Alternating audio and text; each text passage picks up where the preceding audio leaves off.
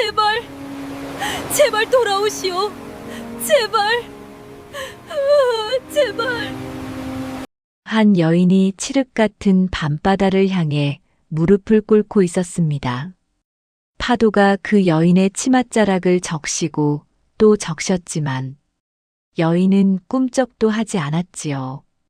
이미 바다는 그 여인의 남편을 삼킨 뒤였습니다. 바로 그때였습니다. 여인의 등 뒤에서 지팡이를 짚은 한 노파가 더듬더듬 다가오고 있었습니다. 눈이 먼 시어머니였지요. 시어머니가 떨리는 목소리로 내뱉었습니다. 이거사, 내가 울어봐야 바다가 내 아들을 돌려주더냐. 당장 그 꼴 거두고 일어나거라. 여인의 이름은 순이, 시어머니의 이름은 김씨. 이 이야기는 전라도 해남 끝자락 어느 포구 마을에 전해 내려오는 한 며느리의 이야기입니다. 사람들은 이 며느리를 해남의 효부라 불렀답니다. 헌데 효부라 칭송받던 이 며느리가 어찌하여 한밤중에 보따리 하나 달랑 들고 마을을 빠져나가야 했을까요? 과연 그날 밤 눈먼 시어머니는 왜 며느리를 내쫓았을까요? 그리고 시어머니가 며느리의 보따리 속에 몰래 넣어둔 것은 과연 무엇이었을까요? 이야기 시작에 앞서 구독과 좋아요를 눌러주시면 제가 영상을 제작하는데 큰 힘이 됩니다. 자, 그럼 이제 이야기를 시작합니다. 조선 영조 연간이었습니다. 전라도 해남의 끝자락에는 30집 남집 모여 사는 작은 포구 마을이 하나 있었답니다. 이 마을 사람들은 대대로 뱃일로 생계를 이어왔으니 바다는 이들에게 어머니이자 무덤이었지요. 이 마을에 박씨 성을 가진 한 어부가 살고 있었습니다. 이름은 덕구. 나이 30에 어깨가 떡 벌어지고 마을에서 가장 힘이 센 사내였답니다. 그의 아내가 바로 순이었지요. 순이는 본래 이웃마을 가난한 농가의 딸이었습니다. 15에 시집와서 올해로 꼭 3년. 비록 혼수 한 벌 변변치 못했으나 타고난 성품이 어찌나 곱고 부지런했던지 시어머니 김씨는 이 며느리를 금지옥엽처럼 아꼈답니다. 헌데 시어머니 김씨에게는 남모를 아픔이 하나 있었습니다. 2년 전 남편 박영감이 풍랑에 배를 잃고 바다에 빠져 죽은 뒤 그 충격으로 두 눈의 빛을 잃어버렸던 것이지요. 의원은 고개를 저으며 이렇게 말했답니다. 마음의 병이 눈을 가린 것이니 약으로는 어찌할 수가 없습니다. 앞을 볼 수 없게 된 시어머니. 그런 시어머니를 모시고 뱃일 나가는 남편의 뒷바라지까지 도맡은 것이 바로 순이었습니다. 새벽같이 일어나 죽을 쓰고 시어머니의 세수를 돕고 머리를 빗겨드리고 저녁이면 시어머니의 발을 따뜻한 물에 씻겨드리는 것이 순이의 하루였지요. 마을 사람들이 혀를 내두를 정도였습니다. 마을 안악들이 수군거렸답니다. 저 집 며느리 좀 봐. 눈먼 시어머니를 친어머니보다 극진히 모시네. 순이는 그저 빙그레 웃을 뿐이었습니다. 시어머님이 제 어머님인걸요. 이 한마디가 순이의 전부였지요. 그의 가을이었습니다. 가을 전어가 한창 올라오던 철. 덕구가 큰 고기를 잡겠다며 평소보다 먼 바다로 나갔습니다. 순이는 아침부터 왠지 모를 불안에 가슴이 뛰었답니다. 오늘따라 갈매기가 울지를 않네. 어부의 아내라면 누구나 아는 것이 있었지요. 갈매기가 울지 않는 날에는 바다에 나가면 안 된다는 것을. 허나 덕구는 웃으며 말했습니다. 걱정 마라. 해지기 전에 큰 놈 한 마리 잡아올 테니 오늘 저녁은 고깃국이다. 덕구가 떠난 뒤 하늘이 심상치 않게 변하기 시작했습니다. 먹구름이 뭉게뭉게 밀려오더니 오후가 되자 바다가 미친 듯이 요동치기 시작한 것이었지요. 마을 사람들이 해안가로 달려 나왔습니다. 덕군의 배가 아직 안 들어왔다고. 순이가 맨발로 해안가를 뛰어갔습니다. 비바람이 사정없이 얼굴을 때렸지만 느끼지도 못했습니다. 서방님, 서방님. 바다는 대답하지 않았습니다. 그날 밤 풍랑이 잠잠해진 뒤 해안가에 떠밀려온 것은 산산이 부서진 배의 잔해뿐이었습니다. 덕구의 시신은 끝내 찾지 못했답니다. 순이는 사흘 밤낮을 해안가에서 떠나지 않았습니다. 혹시라도 남편이 어딘가에서 살아 돌아올까 파도가 밀려올 때마다 두 눈을 부릅뜨고 바다를 살폈지요. 허나 바다는 끝내 아무것도 돌려주지 않았습니다. 나흘째 되던 날이었습니다. 시어머니 김씨가 지팡이를 짚고 해안가까지 나왔습니다. 앞이 보이지 않는 눈으로 며느리가 있을 방향을 더듬더듬 찾다가 순이의 손을 덥석 잡았지요. 시어머니가 목매어 말했습니다. 이거사, 죽은 사람은 돌아오지 않는 법이다. 내가 여기서 죽으면 이 늙은 것은 누가 거두느냐. 그제야 순이가 시어머니를 끌어안고 엉엉 울었습니다. 바다가 남편을 앗아갔지만 순이에게는 아직 지켜야 할 사람이 남아 있었습니다. 눈먼 시어머니. 그것이 순이가 울음을 그친 까닭이었지요. 그 뒤로 순이의 삶은 가을 서리보다 매서운 것이었습니다. 남편이 없으니 뱃일을 할 수 없었고 논밭이라곤 반맞이기도 없었지요. 순이는 새벽이면 산에 올라 나무를 캐고 낮에는 갯벌에 나가 조개를 줍고 저녁이면 남의 집 삭바느질을 했습니다. 손이 갈라지고 피가 맺혀도 순이는 시어머니 앞에서만큼은 기어이 웃음을 잃지 않았답니다. 어머님, 오늘은 조개가 많이 잡혔어요. 조개국 끓여드릴게요. 그러자 시어머니가 대꾸했습니다. 이것이 거짓말은 조개국에서 왜 눈물 맛이 나느냐. 시어머니는 눈이 보이지 않았지만 며느리의 눈물만은 볼 수 있었습니다. 국에 떨어지는 눈물의 짠맛을 그 앞못 보는 늙은이가 혀끝으로 느꼈던 것이지요. 얼마나 가슴이 미어지는 일이었겠습니까? 그렇게 한 해가 지나고 두 해가 지났습니다. 순이의 효성은 마을을 넘어 고을까지 소문이 퍼졌지요. 해남에 효부가 있다. 남편 잃고 눈먼 시어머니를 2년째 봉양한다. 진흙 속에서도 맑게 피어나는 연꽃 같은 여인이다. 바로 이 소문이 화근이 될 줄은 아무도 몰랐습니다. 바로 그때였습니다. 순이가 남편을 잃은 지 이태째 되던 해, 해남에 새 현감이 부임했습니다. 이름은 조태균. 나이 45, 한양에서 내려온 양반이었지요. 겉으로는 번듯한 갓을 쓰고 위엄을 갖추었으나 속으로는 탐욕이 독버섯처럼 자라난 자였습니다. 조태균은 부임하자마자 고을에 기름진 것들을 긁어 모으기 시작했습니다. 세금을 2번 걷고 나라에서 백성에게 빌려준 곡식을 빼돌리고 지방에서 바치는 곡물을 속여 제 주머니를 채웠지요. 허나 조태균의 탐욕은 재물에서 그치지 않았습니다.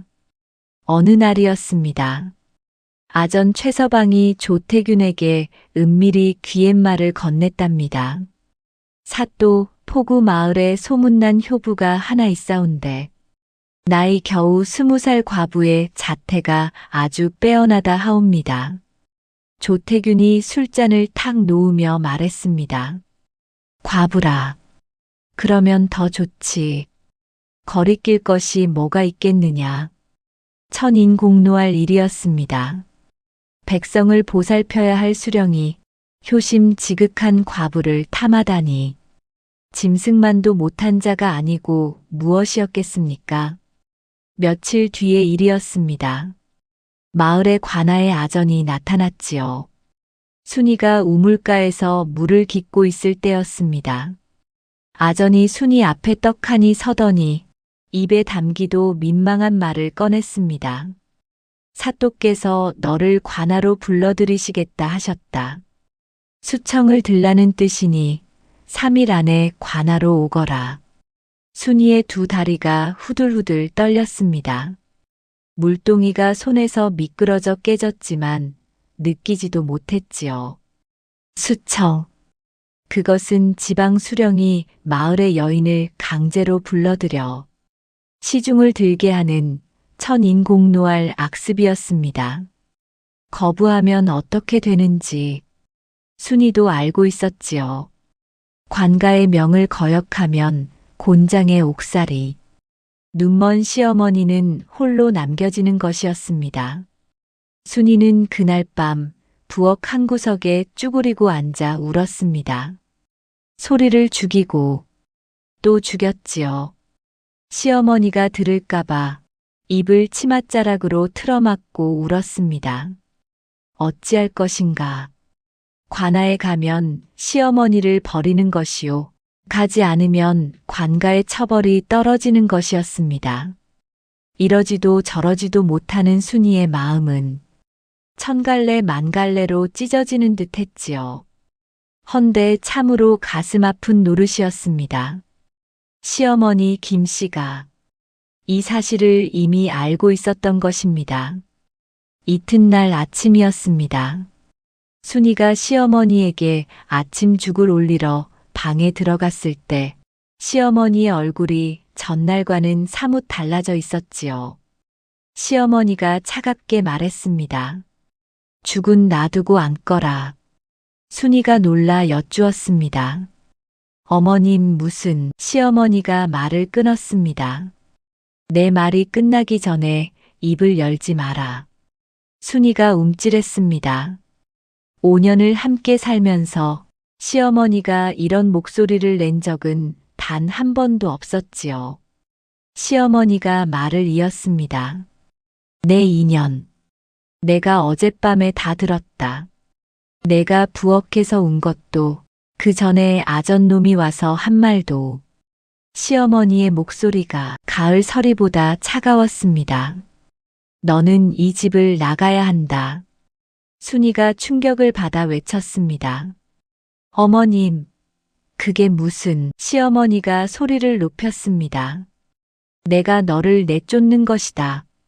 이 못된 년아, 내 아들을 죽인 년, 내가 재앙을 불러온 것이다. 당장 나가거라. 그러더니 시어머니가 앞에 놓인 죽상을 엎었습니다. 뜨거운 죽이 방바닥에 쏟아졌지요. 순이는 얼어붙은 듯 움직이지 못했습니다. 3년간 단 한 번도 들어보지 못한 말. 내 아들을 죽인 년. 그 말이 비수가 되어 순이의 가슴에 박혔습니다. 시어머니가 다시 입을 열었습니다. 내일까지 짐을 싸서 나가거라. 친정이고 어디고 가서 다신 얼씬도 마라. 나는 이제 너 같은 며느리 필요 없다. 마을 사람들도 이 소식을 듣고 경악했지요. 아니, 그렇게 효도를 다 해놓고 쫓겨나다니. 눈이 머니까 사리분별도 못하는 거라고. 마을 사람들은 모두 순이 편이었습니다. 시어머니 김씨를 손가락질했지요. 한편 현감 조태규는 3일이 지나도 순이가 관아에 오지 않자 크게 노했습니다. 감히 과부년이 사또의 명을 거역하느냐며 당장 포조를 보내 끌어오라 소리쳤지요. 그러자 아전 최서방이 아뢰었습니다. 그 여인이 효부로 소문이 나 있사오니 억지로 끌어오면 고을 백성들이 들고 일어날 수도 있습니다. 조태균이 비웃으며 말했습니다. 그러면 효부 정렬을 내려주겠다고 꿰어내거라. 관아에서 상을 준다고 하면 제 발로 걸어오겠지. 독사보다 교활한 꾀였습니다. 여기서 잠깐 정려가 무엇인지 말씀을 드리겠습니다. 효부 정려란 나라에서 효행이 뛰어난 사람을 칭찬하여 마을 입구에 붉은 정문을 세워주는 것입니다. 거기에 더해 쌀과 옷감까지 내려주니 조선시대 최고의 영예라 할 수 있었지요. 가난한 과부에게는 거절하기 어려운 유혹이었습니다. 며칠 뒤 관아에서 보낸 관리가 말을 타고 마을에 나타났습니다. 효부 순이를 찾소. 사또께서 효행을 가상히 여기시어 정려를 논하고자 하시니 관아로 올라오시오. 마을이 발칵 뒤집혔지요. 세상에 정려라니.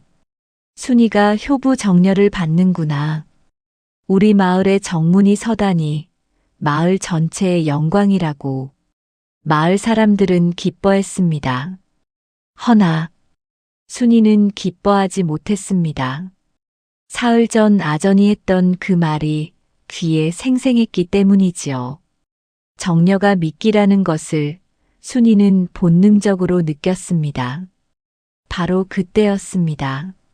시어머니가 집 안에서 소리를 질렀습니다. 이년아, 아직도 안 나갔어? 내가 나가라고 하지 않았느냐? 시어머니가 마당까지 나와 지팡이를 휘둘렀습니다. 관리와 마을 사람들이 모두 보는 앞에서 순이를 향해 고함을 질렀지요. 이 집에 내 자리는 없다. 당장 꺼져라, 이 화근덩이. 마을 사람들이 놀라 수군거렸습니다. 저 할멈이 미쳤나. 효부로 정려까지 받게 생겼는데 내쫓다니. 관리는 이 광경을 보고 고개를 끄덕이더니 말에 올라 관아로 돌아갔습니다. 아무도 눈치채지 못했습니다. 시어머니의 두 눈에서, 앞이 보이지 않는 그 텅 빈 눈에서 눈물이 줄줄 흘러내리고 있었다는 것을. 그날 밤이었습니다. 마을이 깊이 잠든 한밤중 시어머니 김씨가 몰래 일어났습니다.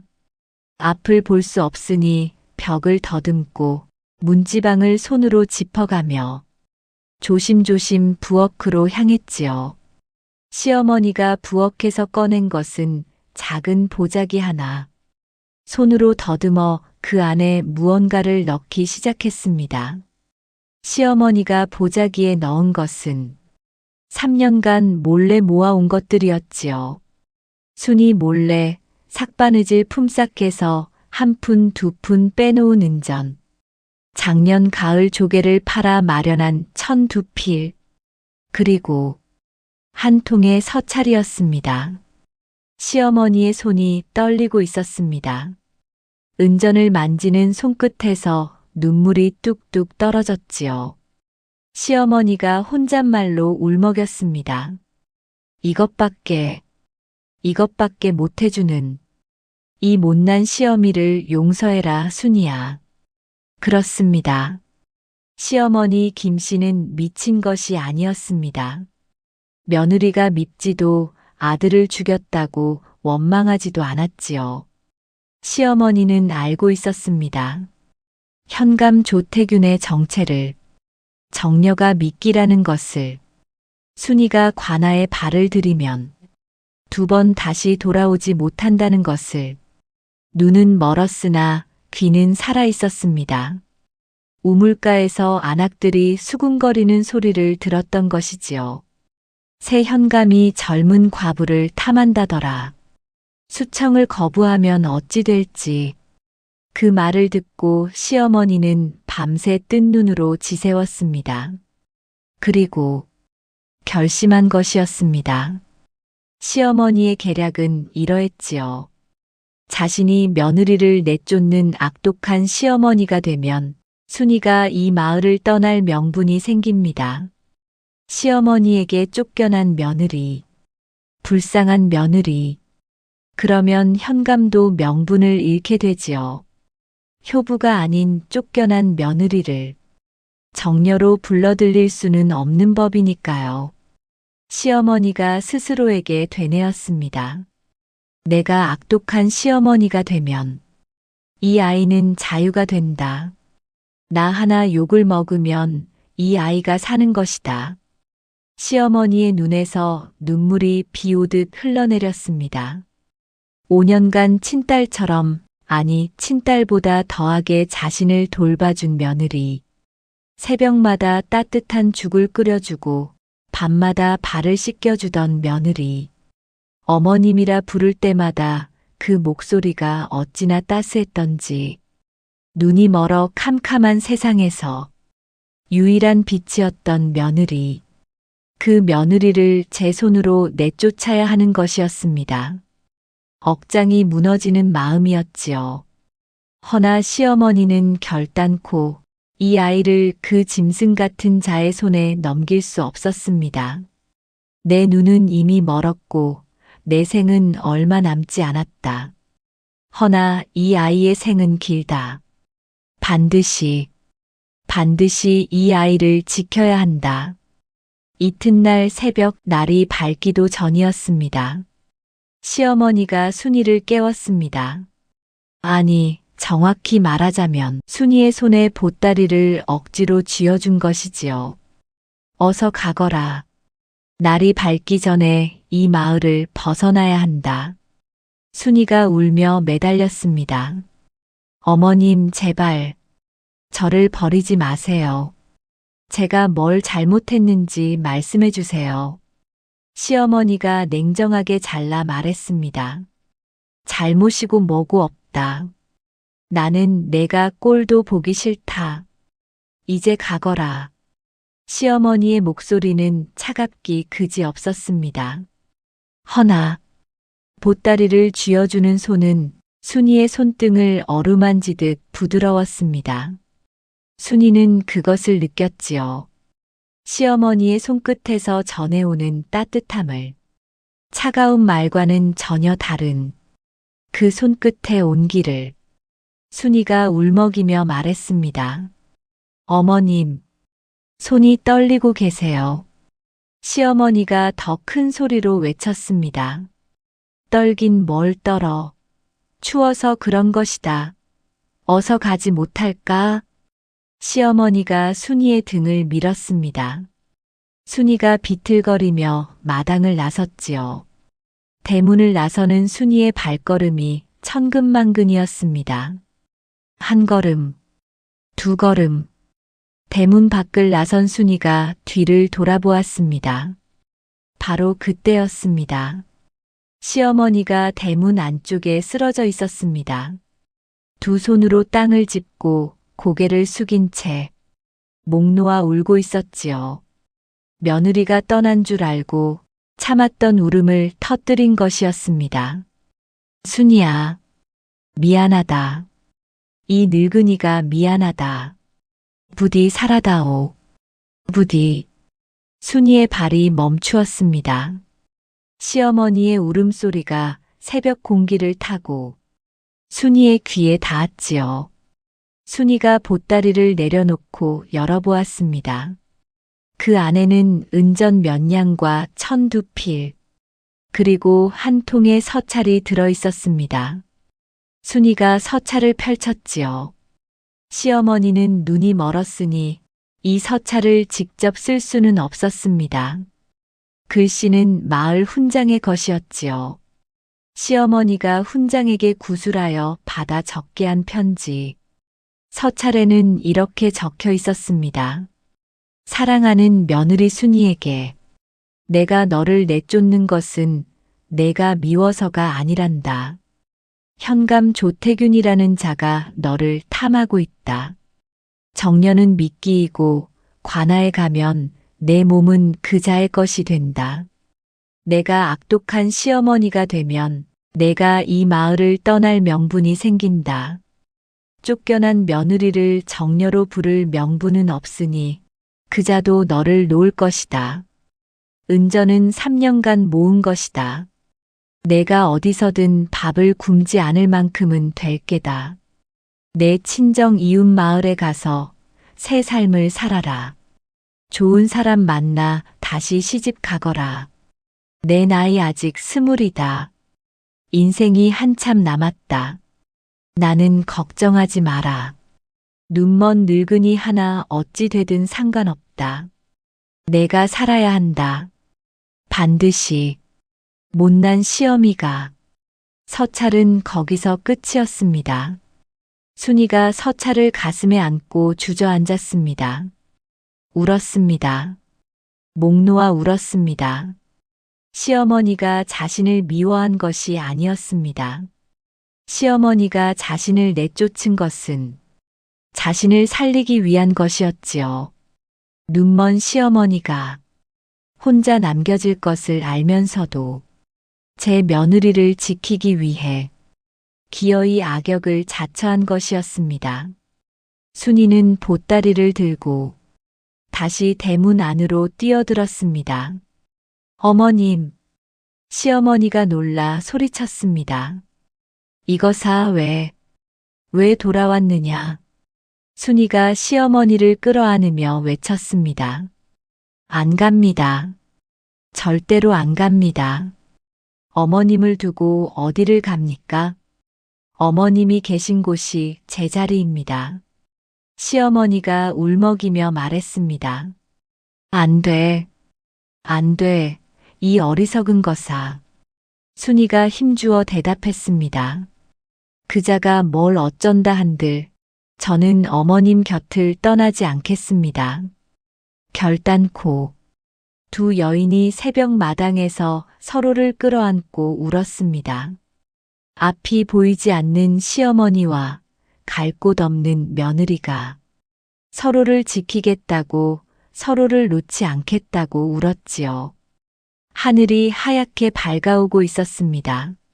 마른 땅에 단비를 머금듯 두 여인의 눈물이 차가운 마당에 흙을 적셨습니다.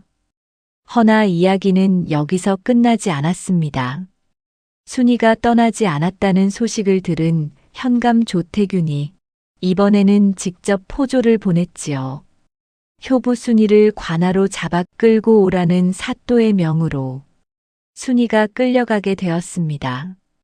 마을 사람들이 막아보았으나 관아의 명 앞에 힘없는 백성이 할 수 있는 것은 없었지요. 시어머니가 지팡이를 들고 포졸 앞에 떡하니 섰습니다. 이 늙은이를 밟고 가거라. 내 며느리를 데려가려면 나를 먼저 죽여라. 바로 그때였습니다. 마을 어귀에서 말발굽 소리가 우르르 울려왔습니다. 먼지를 일으키며 달려온 것은 한양에서 내려온 암행어사였습니다. 이 암행어사는 이미 해남 현감 조태균의 비리를 조사하고 있었지요. 세금을 빼돌리고 나라 곡식을 착복하고 마을 과부에게 수청을 강요한다는 첩보까지 받은 터였습니다.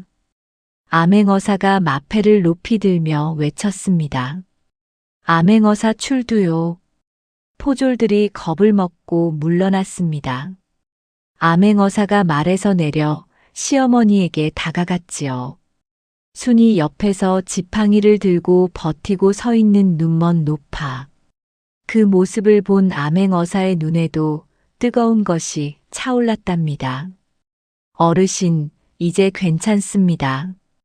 이 어사가 왔으니 더 이상 걱정하지 마십시오. 시어머니가 지팡이를 잡은 손을 떨며 물었습니다. 정녕 어사또이시오? 그렇습니다. 시어머니가 그 자리에 주저앉아 울었습니다. 하늘이 아직 이 늙은이를 버리지 않았구나. 순이가 시어머니를 안아 올렸습니다. 마을 사람들도 울었지요. 현감 조태균은 그날로 파직되어 한양으로 끌려갔습니다. 세금 횡령과 수청 강요 등 여러 죄목으로 벼슬을 빼앗기고 유배에 처해졌답니다. 모래성처럼 무너져 내린 것은 탐관오리의 권세였습니다. 암행어사는 순이의 효행을 조정에 보고하였습니다. 이번에는 진짜 정려였지요. 조정에서 순이에게 효부 정려를 내리고 쌀 10석과 1,005피를 하사했습니다. 마을 입구에 붉은 정문이 세워졌지요. 허나 순이는 정문 앞이 아니라 시어머니 옆에 앉아 있었습니다. 어머님, 마을 입구에 정문이 섰대요. 시어머니가 고개를 끄덕이며 대답했습니다. 그래. 보이지는 않지만 느껴지는구나. 순이가 조용히 말했습니다. 어머님이 절 내쫓지 않으셨으면 저는 그자에게 끌려갔을 거예요. 시어머니가 순이의 손을 꼭 잡으며 말했습니다. 내가 한 것은 아무것도 아니다. 내가 돌아온 것이 이 늙은이에게는 정문보다 큰 상이었다. 시어머니가 며느리의 손을 꼭 잡았습니다. 보이지 않는 눈에서 눈물이 또 흘렀지요. 허나 이번에는 슬픔의 눈물이 아니었습니다. 살아있어서, 며느리가 곁에 있어서, 하늘이 끝내 이 두 여인을 버리지 않아서 감사의 눈물이었습니다. 그 뒤로 순이는 시어머니를 더욱 극진히 모셨습니다. 그로부터 3년 뒤, 시어머니 김씨는 70의 나이로 세상을 떠났지요. 세상을 떠나기 전날 밤, 시어머니가 순이에게 마지막 말을 남겼답니다. 순이야, 네, 어머님. 너는 내 아들보다 더 큰 복이었다. 전생에 내가 무슨 큰 덕을 쌓았기에 너 같은 며느리를 얻었는지 모르겠구나. 이제 다시 시집 가거라. 좋은 사람 만나서 아이 낳고 행복하게 살아라. 이 늙은이 때문에 너무 많은 세월을 허비했어. 순이가 시어머니의 손을 꼭 잡으며 말했습니다. 어머님과 함께한 세월이 제 인생에서 가장 큰 복이었습니다. 시어머니가 미소를 지었습니다. 앞이 보이지 않는 눈을 감고 며느리의 손을 잡은 채 편안하게 잠이 들 듯 세상을 떠났답니다. 순이는 시어머니의 손을 놓지 않고 밤새 울었습니다. 허나 그 울음 속에는 후회가 없었지요. 진흙 속에서도 맑게 피어나는 연꽃처럼 순이의 효성은 그 어떤 풍파에도 꺾이지 않았던 것입니다. 이 이야기는 전라도 해남 지방에 전해 내려오는 효부 설화를 바탕으로 재구성한 야담입니다. 조선시대 남편을 잃고 홀로 시어머니를 봉양한 효부의 이야기는 전국 각지에 전해 내려오고 있지요. 허나 이 이야기가 유독 가슴을 울리는 것은 며느리의 효성만이 아닙니다. 눈먼 시어머니가 제 몸 하나 건사하기도 어려운 늙은 몸으로 며느리를 살리기 위해 기꺼이 악역을 자처한 그 무게가, 그 사랑이 참으로 묵직합니다. 옛말에 이르기를 지성이면 감천이라 하였습니다. 시어머니의 지극한 사랑이 하늘을 감동시켰고 며느리의 지극한 효성이 하늘을 감동시켰지요. 이 두 여인은 혈육이 아니었습니다. 남이었지요. 허나 남인 두 사람이 피부치보다 더 깊은 정으로 서로를 지켰습니다. 그것이 바로 인연의 힘이 아니겠습니까? 혈육이 아닌 사이에서도 목숨을 걸 수 있는 사랑이 있다는 것. 그것을 옛사람들은 인연이라 불렀고 우리는 그것을 가족이라 부릅니다. 오늘 이야기는 어떠셨는지요? 여러분의 마음에 작은 울림이 되고 싶습니다. 어디에서 함께하고 계신지 편하게 댓글로 말씀 남겨주시기 바랍니다. 감사한 마음 담아 반갑게 인사 올리겠습니다. 아울러 구독과 좋아요로 소중한 인연이 이어졌으면 합니다. 댁내에 늘 평안이 깃들길 바라며 따뜻한 이야기로 다시 찾아뵙겠습니다. 감사합니다.